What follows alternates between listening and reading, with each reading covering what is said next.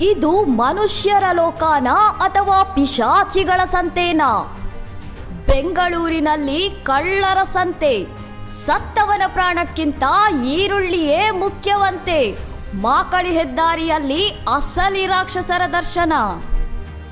ರಸ್ತೆಯ ಮೇಲೆ ರಕ್ತದ ಮಡುವಿನಲ್ಲಿ ಒಬ್ಬ ಅಮಾಯಕ ಹೆಣವಾಗಿ ಬಿದ್ದಿದ್ದಾನೆ. ಆದರೆ ಅಲ್ಲಿ ನೆರೆದಿದ್ದ ನರಹಂತಕ ಮನಸ್ಥಿತಿಯ ಜನ ಮಾಡಿದ್ದೇನು ಗೊತ್ತಾ?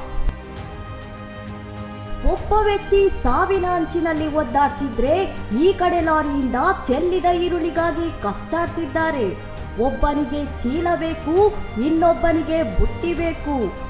ಈರುಳ್ಳಿ ಬೆಲೆ ಗಗನಕ್ಕೇರಿದೆ ಅಂತ ಮನುಷ್ಯತ್ವವನ್ನೇ ಪಾತಾಳಕ್ಕೆ ತುಳಿದ್ರು ಈ ಪಾಪಿಗಳು. ಸತ್ತವನ ರಕ್ತದ ವಾಸನೆಗಿಂತ ಇವರಿಗೆ ಘಾಟು ಈರುಳ್ಳಿಯ ವಾಸನೆಯೇ ಇಷ್ಟವಾಯ್ತಾ? ಬೆಂಗಳೂರು ಹೊರವಲಯದ ಮಾಕಳಿಯಲ್ಲಿ ನಡೆದ ಈ ಘಟನೆ ಈಗ ನಾಗರಿಕ ಸಮಾಜವೇ ತಲೆ ತಗ್ಗಿಸುವಂತೆ ಮಾಡಿದೆ.